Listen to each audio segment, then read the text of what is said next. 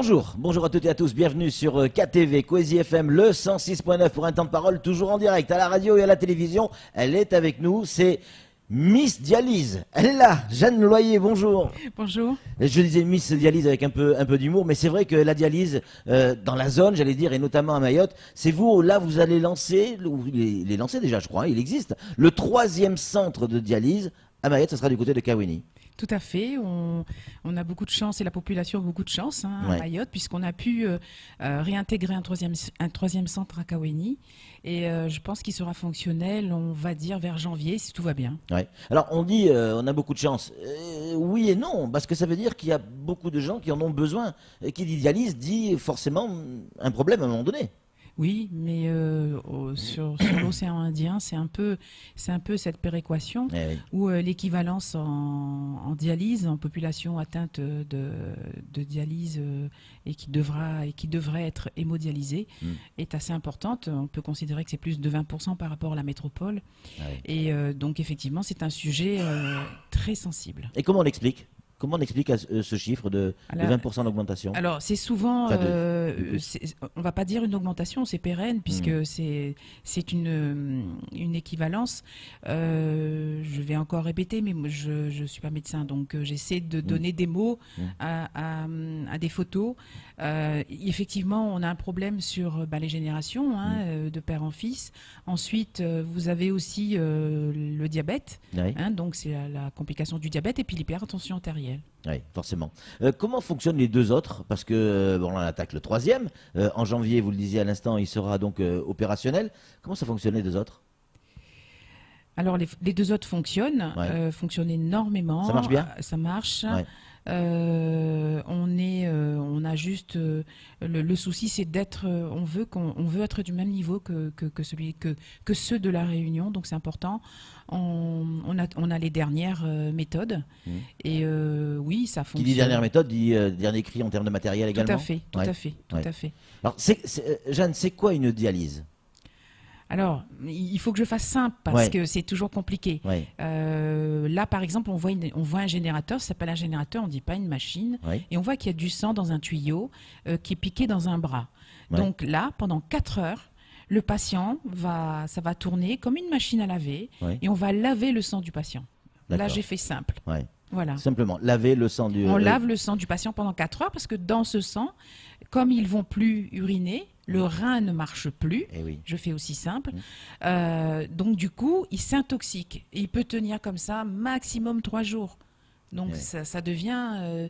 c'est vital. Qui décide que telle ou telle personne doit être dialysée ? Alors, ce sont les néphrologues, puisqu'on travaille, on fonctionne en partenariat aussi avec l'hôpital.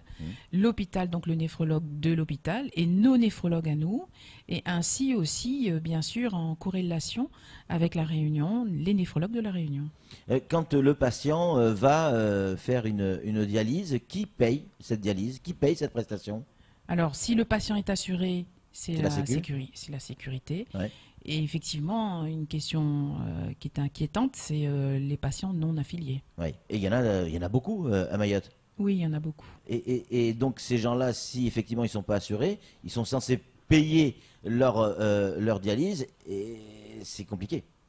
C'est compliqué. Ça veut dire quoi? Qu'il y a des gens qui ne se soignent pas aujourd'hui? Je pense qu'on peut y arriver, oui. Ensuite, c'est quand même de la santé publique. Mais oui. C'est une question, c'est un point d'interrogation que nous sommes en train de traiter.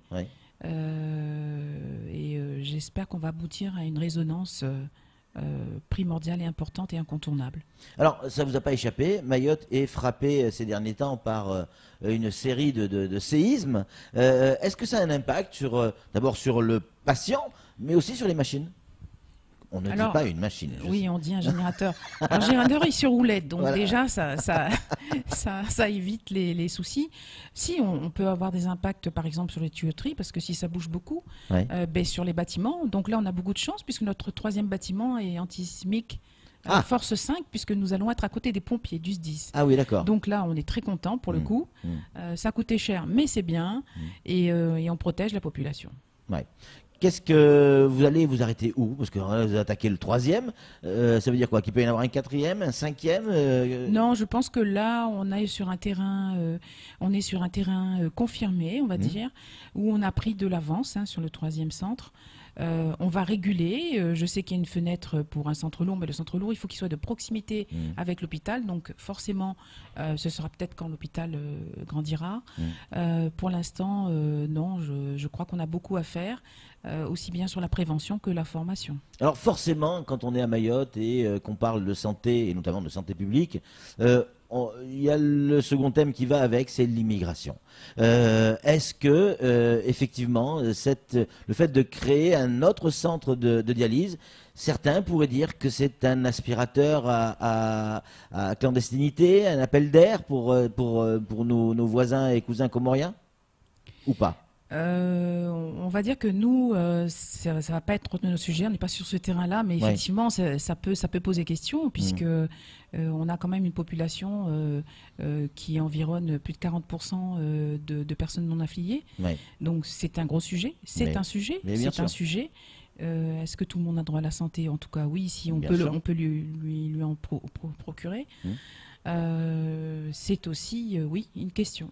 C'est une grosse question. Et vous développez également aux Comores. Pourquoi ne pas installer un centre de dialyse aux Comores pour éviter que les gens aient à subir cette traversée? Parce qu'on parle de clandestins, mais on parle d'abord d'êtres humains qui traversent pour se faire soigner.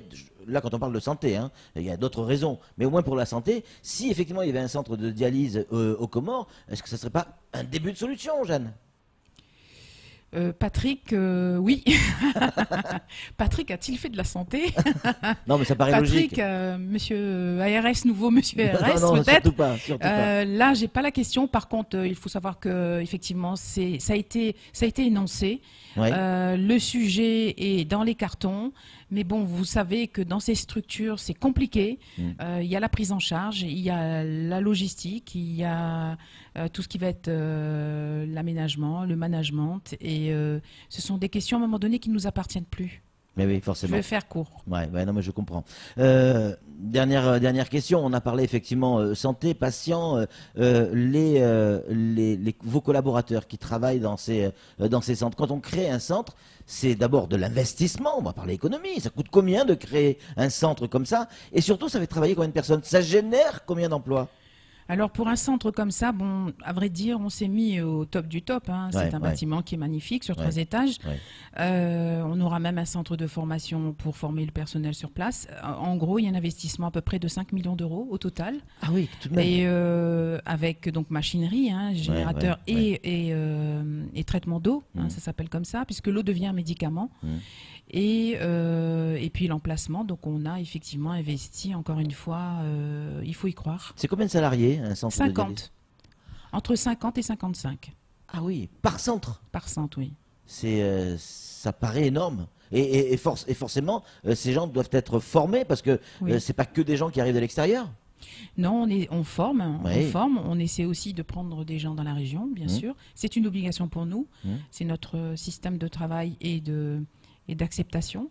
Et ça devrait aller. Vous êtes une femme heureuse? Ça dépend ce qu'on veut. Qu'est-ce qu'on veut dire par là? Sur les dialyses. Sur la dialyse. Sur le boulot. Écoutez, je travaille beaucoup, c'est vrai. Je pense aux autres, c'est vrai. Et j'espère effectivement qu'on m'accompagnera dans l'aboutissement de ces 2 derniers sujets aussi. En tout cas, le message est passé. Jeanne Loyer, merci beaucoup d'être venue sur ce plateau. Hop merci. Là. Je perds mon tabouret. Allez, c'est tout pour ce temps de parole. Tout de suite, la suite de nos programmes.